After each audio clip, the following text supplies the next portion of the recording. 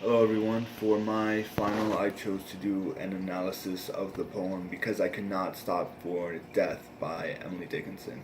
It's a short poem. I'm going to read through it quickly before I get into the analysis. Because I could not stop for death, he kindly stopped for me. The carriage held by just ourselves and immortality. We slowly drove, he knew no haste, and I had put away my labor and my leisure too, for his civility. We passed the school where children strove at recess in the ring. We passed the fields of gazing grain. We passed the setting sun. Or rather, he passed us. The dews grew quivering and chill, for only gossamer my gown, and tippet only toll. We paused before a house that seemed a swelling of the ground. The roof was scarcely visible, the cornice but a mouth. Since then, 'tis centuries, and yet each feels shorter than the day. I first surmised the horses' heads were toward eternity. Alright, so going into the analysis, the narrator is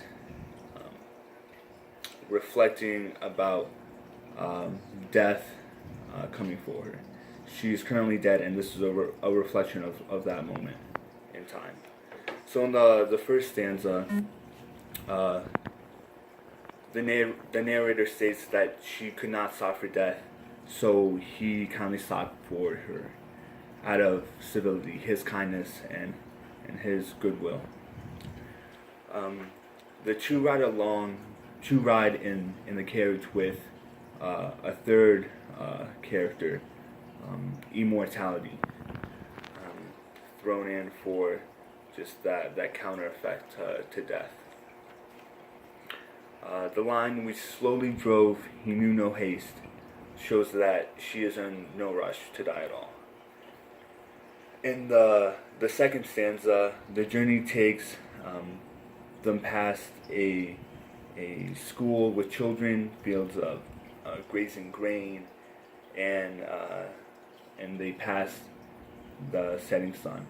This sets the scene as being enjoyable and a leisurely kind of perspective of what's going on at the moment. And I also view this as a possible reflection of her past life. Moving on to the third stanza, the scene changes dramatically compared to the second. It becomes very gloomy and cold, and with the terms "for only gossamer my gown, and my tippet only toll." A gossamer is a very delicate and light piece of fabric, and that's in description of her gown. And tippet is a scarf or shawl, and that's very thin, showing the chilliness of the moment, and comparing that to death. Moving on. So in the fourth stanza, we know we're coming to a cemetery, and she references her grave as a house.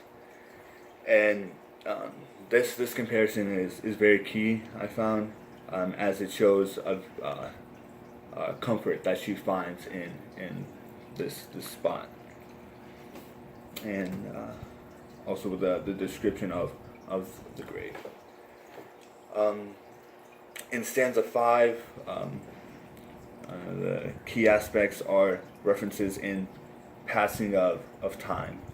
In this case, centuries when it comes to death, and that being his home, the cemetery. And he compares it to feel shorter than the day when talking about the centuries. So a few of the rhetorical devices that I found in the poem would be, number one, personification.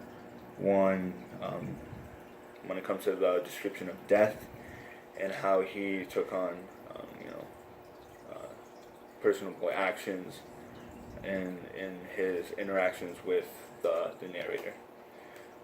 Also, parallelism with the repetition of the phrase "we passed" in reference to the fields of gazing grain and the setting sun, and the overall structure of the poem impacts, for one, the tone.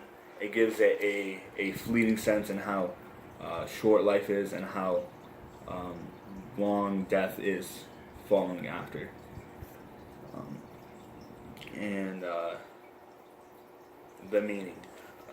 Coming to that, everyone is faced with death at one point or another, and this shows that the narrator was finding comfort in that moment and accepting it, and that's what I took away from this poem. Thank you.